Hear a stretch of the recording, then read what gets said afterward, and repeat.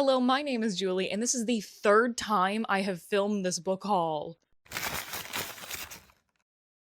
So I originally filmed my first part of my book haul before Christmas, of all the books that I'd gotten from June until November. The intention is I'm going to go home and film the Christmas part of my book haul in front of the Christmas tree, and it'll be like 2 parts of one video. Great, right? Except the first part that I filmed was an hour long, and then the second part, I couldn't even film where I wanted to at home. So I decided, screw it, okay, I'm just gonna film it all again, all in one go. I'm gonna film it in front of my Christmas tree, like around New Year's or something like that. Now, it's half a month later, but the intention was for me to film it ahead of time, and then I can edit it in some of my free time, and then I have a week where I have a little bit of an easier load in terms of filming, editing, whatever. And then I filmed my best books of the year video. It turns out the sound did not record for mysterious reasons to me, because the mic was working and it was plugged in, because the phone also did not record audio. What's going on? So I had to completely re-film that at night because I had to do it as soon as physically possible. So to try to like make the video quality go up, I decided to shoot in 4K instead of HD. Ends up taking up all of the space on my phone. So I started deleting with reckless abandon and offloading everything. And then it turns out I couldn't even use the 4K because I couldn't get it off of my phone with the 4K. But point is, I deleted a video that was taken in front of the Christmas tree, which I thought was my December wrap up, but it turns out it was my book haul. So this is the third time I've done this, so I'm going to be short about especially the books that I've already read. For the third time, I'm going to be talking about all of the books that I've gotten since June of 2025 through to the end of December. I actually have a couple books that I've already gotten, but I'm going to save those for my first 2026 haul, which will probably be in May. So I'm going to let you know if I've read them, what I thought of them, if not, what I think they're about. If I've read them in a video, I'll let you know where I read them, and you can see my full review. I'm going to do this haul in chronological order, so I'm going to start out with the 3 books that I actually forgot to include in my other haul of 2025. The first of these is The Road by Cormac McCarthy. This is a copy that I traded for at a little free library, and it's really funny because directly after getting this, I did the Read Your Color quiz in video, and this is one of the books that was recommended.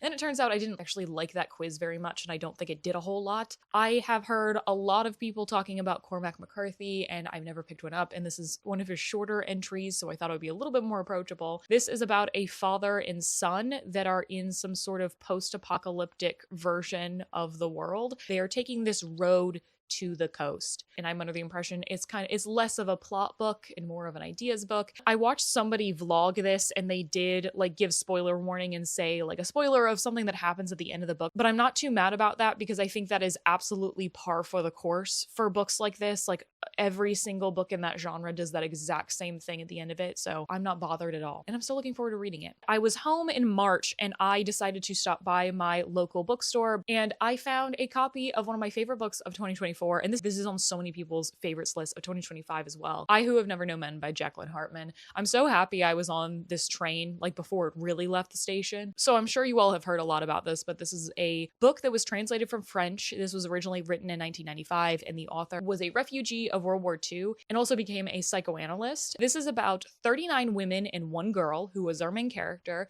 and they wake up one day in this bunker with no memory of how they got there. They're not told why they are there, and there are a bunch of men who just patrol the perimeter of their like cell. And one day they have the opportunity to escape, and this is a book that will surprise you with what type of book it is, and the end will leave you reeling. This is such a good book club book. To me, this book is about like what it means to be human, and this is the type of speculative fiction that I absolutely adore. 5 stars, recommended all the time. I should have put this higher in my favorite books because that's like one of my favorite books of all time. And the third of these books is Invisible Women, Data Bias in a World Designed for Men by Caroline Criado Perez. This is a book I read a very long time ago, like when I first started reading nonfiction at all. And this is a book about how when you do not include a group when you are doing data science, you are going to have biases that you do not know are there. This specifically focuses on cis women, but I think that this is a principle that you can carry elsewhere. This has to do with like city planning, just like really innocuous stuff like designing floor plans and stuff like that. This gave me so many examples for me to throw around in my real life. Honestly, I think it really rewired my brain about a couple of things. My dad's workplace just gave out a bunch of free copies of this book, and he was was like, I remember you liking that. Do you want a physical copy of it? And I was like, hell yeah, dude. Do recommend that one a lot, especially if you're someone who likes statistics like me. Now we are on to the books that are past June. So the first book that I have to talk about is Barrier Bones of the Midnight Soil by V. Schwab. I read this in my vlog in which I saw how much I could read if I read for 24 hours straight. So like I would pause the timer if I was not reading again. This is a 2025 release and it ended up winning the Goodreads Award for Fantasy this year.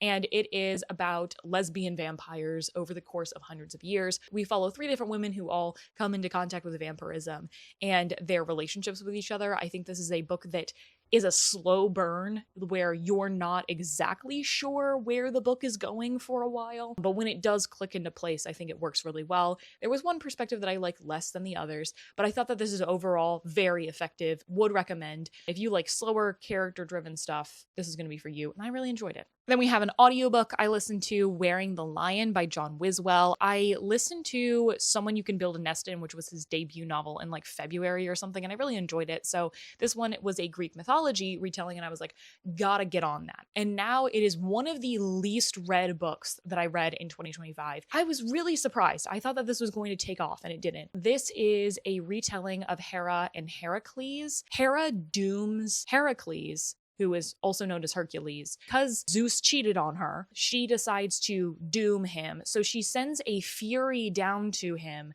to take him over and have him kill his wife and children. In this book, only his children are killed and not his wife. And he has set those 12 trials that he has to do. And these 12 trials are for him to, in the book, find out which god cursed him to kill his family. Instead of doing all of these fairly violent trials, he ends up wanting to do these all peacefully. He is tired of violence, and I think that that was a really interesting angle. I listened to the audiobook of this, and I don't know that I would recommend it. I thought there were some weird choices, but I did really like how the gods were portrayed in this. They did feel like, you know, interdimensional beings a little bit more than a normal Greek mythology retelling, which I enjoyed. And I thought the messages here were really good. I think it had like a rocky start for me that I wasn't really feeling it, and toward the end I was feeling for it. So I would recommend this one if you're a Greek myth fan.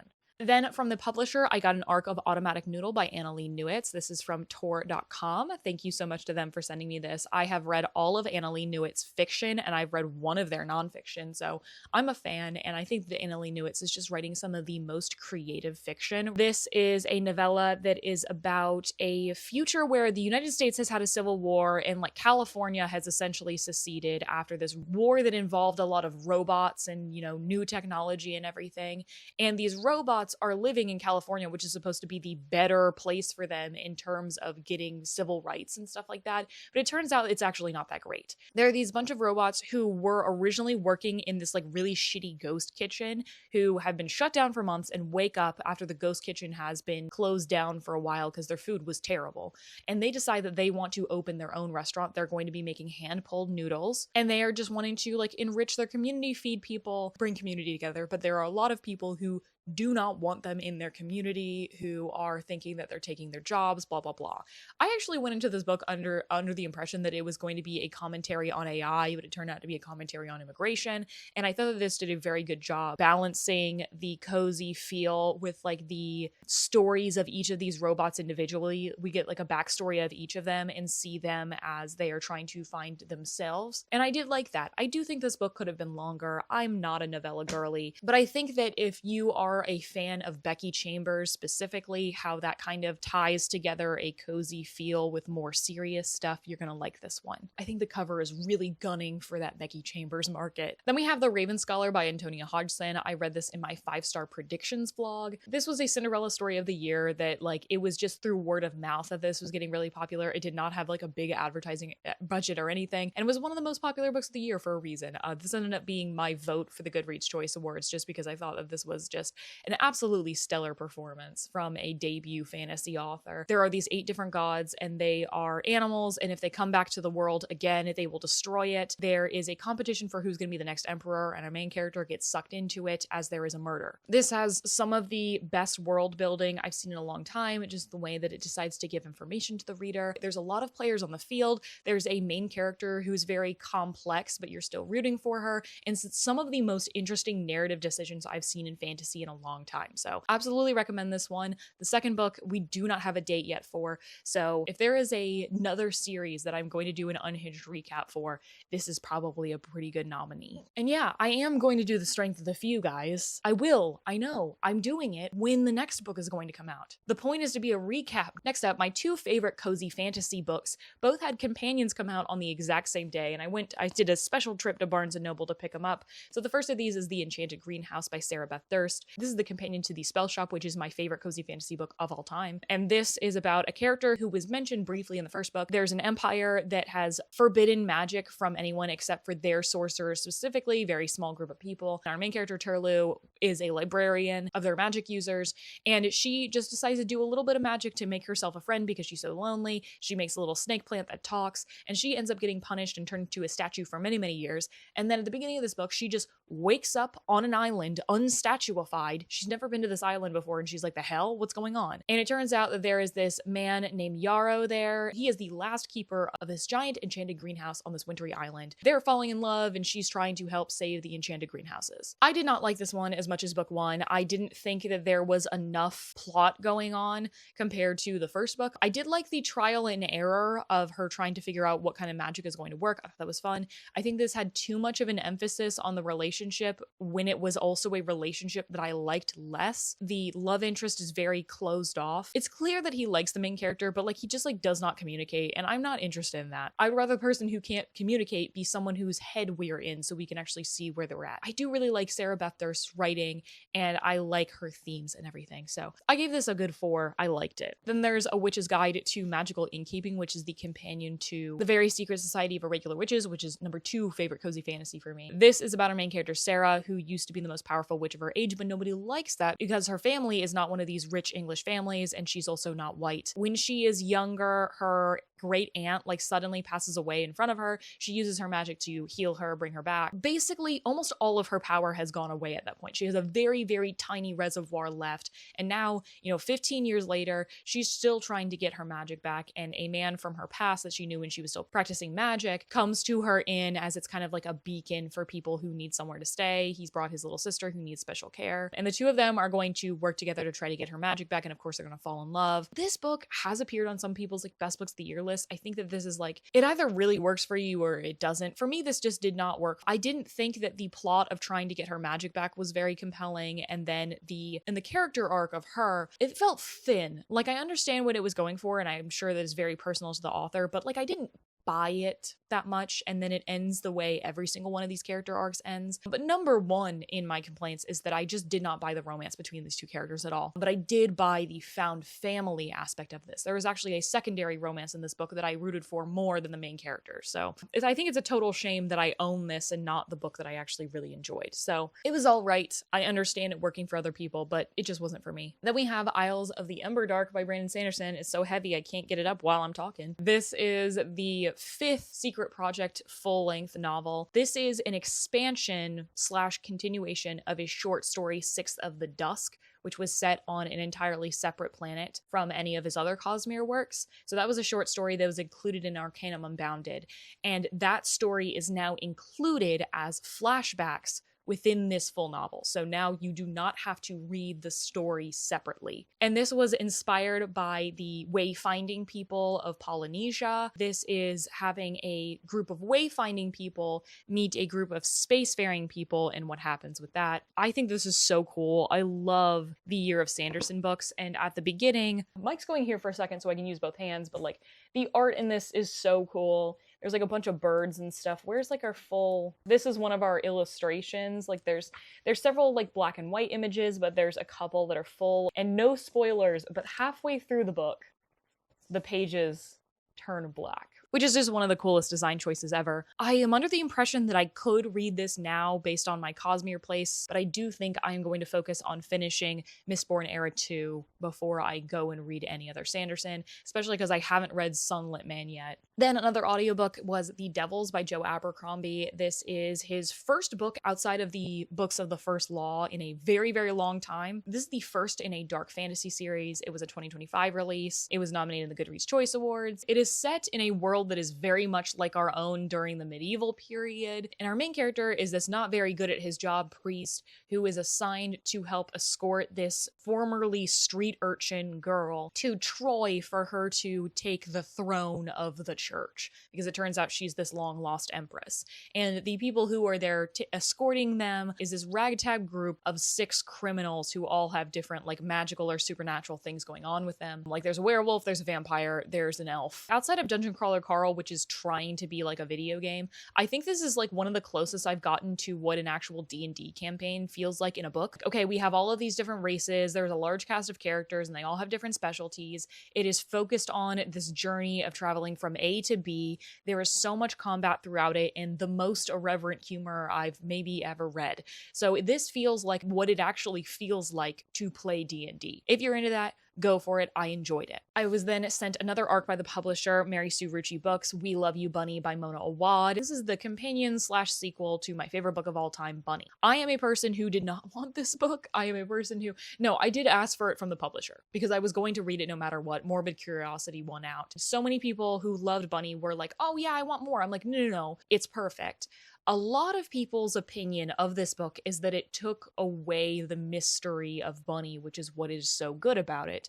In my opinion, I thought this was enough its own thing that it did not like tamper my experience of Bunny at all. After the main character of Bunny has like published her book, which is about her experience at school with the bunnies, these rich girls who took her in and seem to be doing some occult stuff, the bunnies have kidnapped her and have said, hey, we're gonna tell you our side of the story. And I think it takes a sharp turn from that synopsis that makes itself more apparent why this book was written. I would definitely recommend, if you're going to read this book, read past the first section, like past the first 100 or so pages, to get into the point of why this book was written, because I was not having a good opinion of it until it got to that other section, and I enjoyed what this had to say, and I understand completely why Mona Awad felt like this had to be a companion to Bunny instead of having it be its own thing. But I do think that she had some pressure on her because there is a Bunny TV show in the works. I don't know if it was pressure from the publisher or she wanted to have more creative control over what would happen in the TV show or what the deal was. And we don't even know if the TV show is going to happen. I don't know. This book is more about what happens when your work gets out into the world and how that affects you. I enjoyed it, but I didn't think it was stellar. Then we have another audiobook, Fevered Star by Rebecca Roanhorse. It's the second book in the Between Earth and Sky series, which is a trilogy that is inspired by pre-Columbian America. I really enjoyed the first book. I've seen so many people say that the sequels are just not as good as the first book in this series, and I did feel that way with this one. We started focusing on the 2 characters that I cared way less about and did not give them that interesting of arcs, and the 2 characters that we did focus on in the first book were kind of just like given nothing arcs that like really took away what felt like their agency. And also this book is just too short for the amount of like political and cultural groups that we're following. Like we don't go into these things enough for them to really take flight, as it were. Synopsis of the first book: there's a total eclipse of the sun that is going to happen on the same day as the winter solstice, so the darkest day of the year, and all of these different cultural groups and political factions and everything believe something terrible is going to happen, and there is one character who is going to make that terrible thing happen. I don't know if I'm going to read the finale of this series yet. I don't know. Let me know what you think down below. Then I got from Aardvark Book Club Lucky Day by Chuck Tingle. Really wanted to read Bury Your Gaze. I didn't get around to it, and I saw this cover and I was like, this is automatically for me. And there's stuff about the synopsis that makes it think so for me, but then Aardvark did this. Isn't it gorgeous? This is like my favorite thing ever. I restarted my Aardvark subscription for this. Our main character is a statistician, and the world has started having these low probability events that are tearing the world apart, a la Final Destination, I'm under the impression. And I just thought that that sounds like such a fun idea for a horror, so I'm really excited to read this one. Then when I was in New York, oh, what was that? It's a The Strand bookmark. it fell out. Then on my trip to New York, I decided to pick up one of my favorite books of the year physically after I already had it on audio. That's Promise Me Sunshine by Cara Bastone, my favorite romance of the year, and it isn't close. This is about Lenny, who lives in New York City. She's struggling with the grief of her best friend, and she meets Miles, who is the uncle of the child she's nannying, who also has gone through grief, and he is leading her through this, and she is helping him put down roots in New York. It is beautiful. I love it. I've talked about it a ton. The Staten Island ferry is a really important setting to this book, so I decided to take a picture of it with the Staten Island ferry and, souvenir of going to the Strand, which I had wanted to go to since I was like 12 when I found out about it from watching BookTube for the first time. Then we have my most anticipated book of the year was The Strength of the Few by James Islington. This is the second book in the hierarchy and why so many people found my channel. Roman-inspired fantasy. Our main character is a lost heir whose family was killed by this Roman Empire and is trying to take them down, doing a lot of spying, and the world absolutely blew up in the first book, and now this is a multi-perspective fantasy where we are seeing a bunch of different aspects of this world, learning more about magic and all that. I did not enjoy this as much as book one. I think that it decided to go straight for plot and ended up sacrificing a lot of character stuff, when I think there was a lot of really intentional stuff that was done in the first book that was kind of left on the cutting room floor with this one. So publisher, who publishes this? It's Saga. Saga, let James Islington write a 1,400 page book.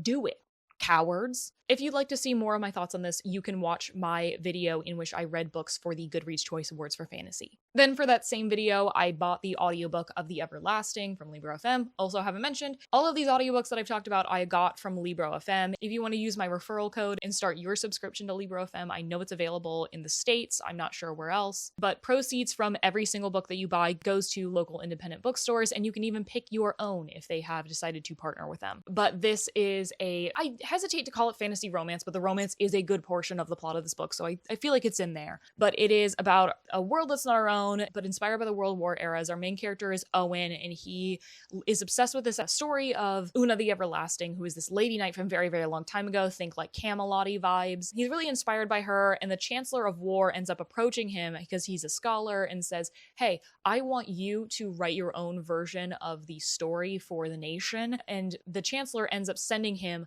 back in time to Una's time somehow, and the two of them meet, and it is a love story. It is about fighting for, love and everything, and I love the political messaging of this book so much. In a different year, this would have been my vote for the Goodreads Choice Awards. Really loved it. Then my friend is planning on moving soon, very sad, and she is getting rid of some books on her shelf, and there was one that I had my eyes on because an author that I really loved had recommended this book. She ended up giving it to me, and that's You're Invited by Amanda Giatissa. This is a thriller that I have not read yet. These two women were best friends for a very long time, and they ended up drifting apart, and our main character ends up getting an invitation from this former best friend of hers. She ends up getting an invitation to this woman's wedding, and it turns out this woman is marrying our main character's ex-boyfriend at this destination wedding in Sri Lanka. And she decides that she is going to go to this wedding to fuck it up as much as possible. When she gets there, it seems like somebody is out to get her. That sounds like a fun,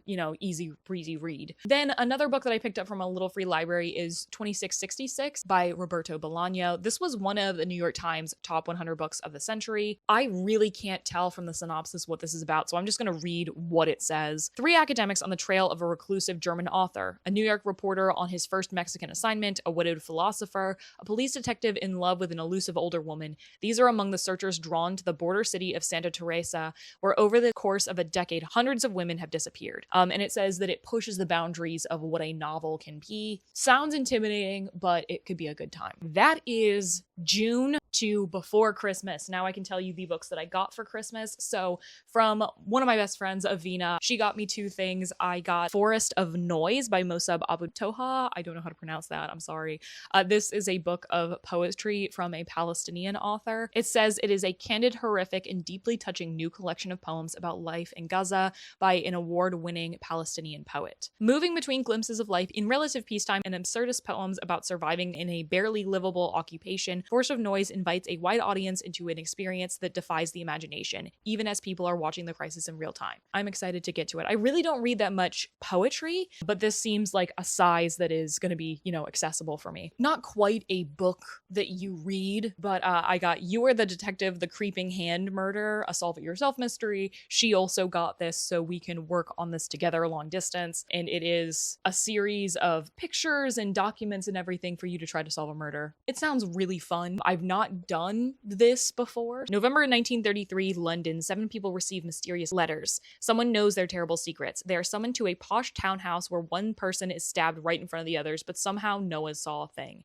Can you help Scotland Yard solve the mystery? I'm not adding it to my TBR pile, as it were, because it's not technically that, but I'm excited. And then Austin ended up getting me for Christmas a copy of The Will of the Many, the original hardcover. This is my preferred copy of it, so I'm really excited. And now I can flip around my copy of The Strength of the Few to match this. Awesome. He went through such lengths to get this. Thank you so much. I'm so happy to have this. Then I have 6 books that I got from my family for Christmas. I have East of Eden by John Steinbeck. This is a classic that I've had my eye on because one of my friends who's a relatively new reader read this and was like, this expanded my idea of what a novel can be and really showed me what fiction can do. And this is a retelling of the Garden of Eden, but set in California. And that's all I kind of know about it. But I've heard so many people say so many good things about this that I don't know that I want this to be my first Steinbeck when he has like other shorter titles that might be a little bit more approachable, but I just am excited to get to it eventually. Then we have Red Seas Under Red Skies by Scott Lynch in this new beautiful paperback. I really love these covers, even though I do have to say they make them look like they are not dark. Like, tell me this doesn't look like a YA adventure novel.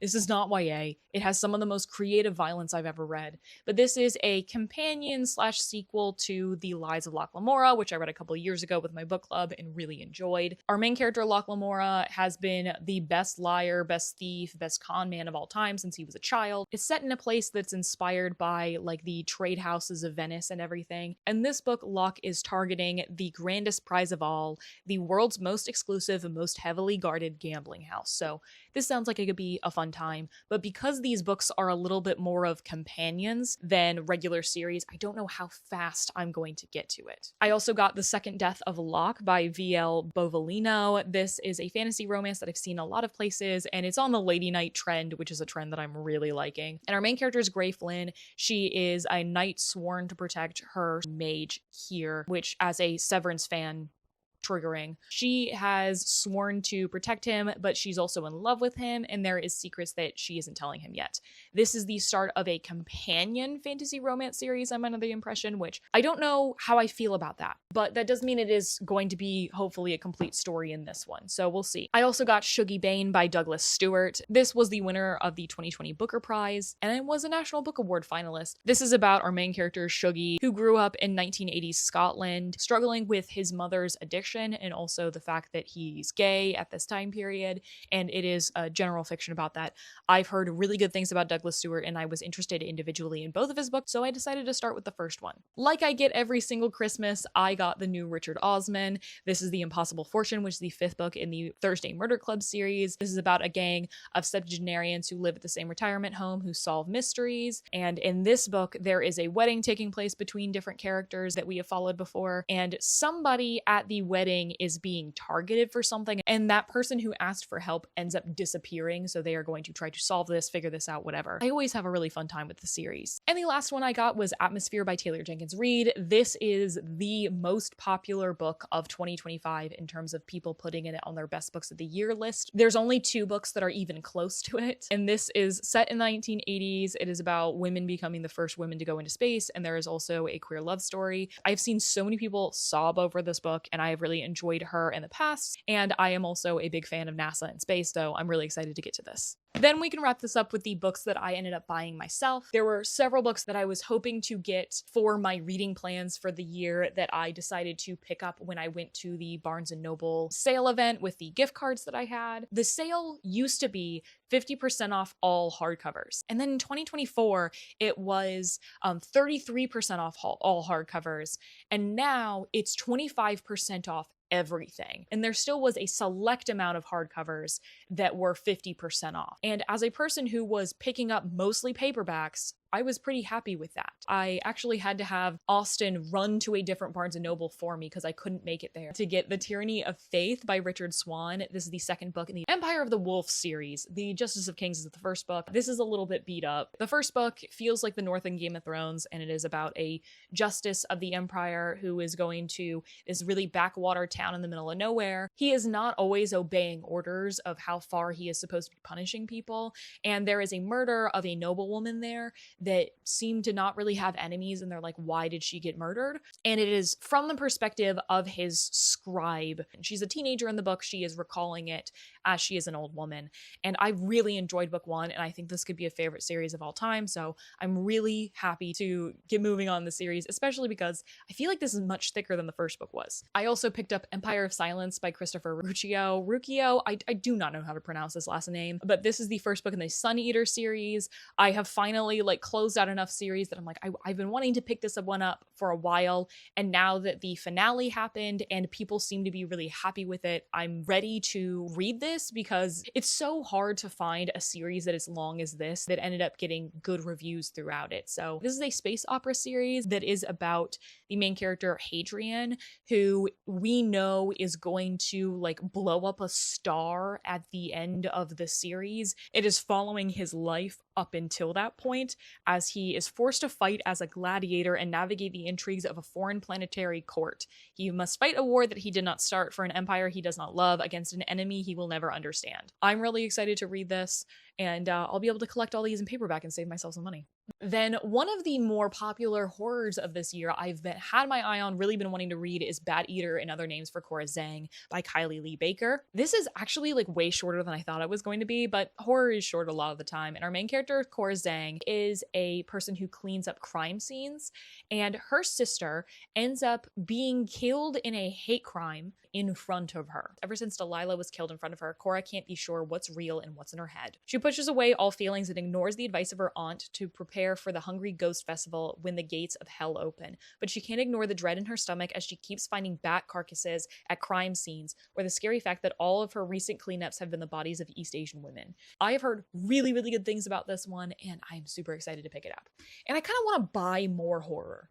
I feel like I read a lot of horror and I don't buy it, and I want to do that. I also picked up Human Acts by Han Kang. This is inspired by real events, and in the midst of a violent student uprising in South Korea, a young boy named Dong Ho is shockingly killed. The story of this tragic episode unfolds in a sequence of interconnected chapters as the victims and the bereaved encounter suppression, denial, and the echoing agony of the massacre. I have heard really good things about this one, and the fact that this was inspired by real events is what really inspired me to read it. So I'm under the impression this one is going to be very heartbreaking, and honestly, I can't tell if I like this cover more or this cover more. Kind of wish I had that other cover. I don't know what it is. And the last one I decided to pick up from Barnes & Noble was Marie Lu's Red City, which nobody was freaking talking about when it came out, and then suddenly I'm seeing pop up in people's best books of the year videos, so I feel very vindicated to have bought this, especially because this is the first book in a series, and I'm not supposed to be picking up series. Stop it. This is taking place in a version of LA where magic exists. It's specifically alchemy. There are two rival gangs of alchemy, and our two main characters are each part of one of the gangs. But I have heard really good things about this one, and I haven't read Marie Lu since I was in high school, so I'm really excited to see some more stuff from her and that people are really enjoying it. And then lastly, there were two books that I could not find at any of my local Barnes & Nobles. The sale did not apply to books that you bought online, so I decided to go to Pango and pick up some books. If you are unfamiliar with Pango, it is an app where you can become your own used bookstore. You can sell your own stuff. I'm not sponsored by them, but I would love to be. And I do have my own Pango storefront where I sell my used books, and I have a giant stack of books. In fact, it's so big I had to put it into 2 stacks because it fell over, of books that I am about to put on there. So if you want to go follow me on Pango so you can see when I list new books and everything. And I'm going to do an unhaul soon going over all the books that I'm putting on there. But the 2 books that I decided to buy were The Battle Drum by Sarah El Arifi. This is the second book in the Final Strife series. The first book was one of my favorite books of 2025. This is a series that is inspired by African and Arabian mythology and is about these different blood classes where one of the classes has all the power, one of them is working class, and one of them is enslaved. And there are different people who are trying to take down this upper class. And our main character is one of the people who was raised from a young age to be part of the rebellion, but things have happened in her life that she is not where she was supposed to be. And I really enjoyed seeing all these main characters work together. I really enjoyed the character relationships and everything and all the interconnecting pieces here. Really excited for this. I've heard that like the sequels aren't quite as good as the first book, but I love the first book so much that I'm just really excited to continue on. And the last book I picked up was a little bit beat up, but it is Before the Devil Breaks You by Libba Bray. This is the third book in the Diviners series, and I actually have just finished this at this point. I was hoping to own the book, so I didn't get to reading it in 2025 because I didn't pick it up. So I decided to read it, and then it became one of my first reads of 2026. This is a YA paranormal fantasy horror historical fiction series set in the 1920s, and our main character, Evie O'Neill, gets in trouble at home and gets sent to live with her uncle in New York City, who runs this paranormal museum. And she actually has a power where she can read objects if she touches them. And there is a murder that happens that seems to have some occult stuff. So the police bring her uncle to consult. She ends up touching some of the objects and finding out more about the murder. And this ends up being a series of all of these different teenagers who have a special ability, trying to figure out all these paranormal things, all these paranormal horrors that keep happening throughout New York City. They're trying to protect people. So it has that kind of almost like Stranger Things-y feel to it, of like this group of kids coming together. To me, the standout about the series is how involved in the historical fiction it is, how it is talking about the atrocities that were going on at this time constantly. We have characters of all different backgrounds who are all experiencing all these different things. We're talking about the labor movement at the time. We're talking about the evangelism movement at the time, all of the anti-immigrant and anti-Black and anti-blah, blah, blah. We're talking about those head on, and that is so much of the book, and I really appreciate that. I picked the first book up as a teenager and did not finish it. It didn't work for me, and it wasn't until I tried the audiobook when I was moving into this apartment 2.5 years ago that I finally finished it and enjoyed it. So I feel so bad for sleeping on the series for so long, but it is so good, and I'm really excited to read the last book. Those are all the books that I had to talk about today. These are all of the rest of the books that I got in 2025. Let me know, of the books that I have not read yet, which of these do you want me to prioritize? I'd love to know. And let me know what books you have acquired lately that you're really excited about. Thank you so much for watching. If you'd like to find me anywhere else on the internet, you can find me at all the links in the description. And if you'd like to watch more of my videos, you can subscribe. I'd love to have you around. And as always, I'll see you in the next one.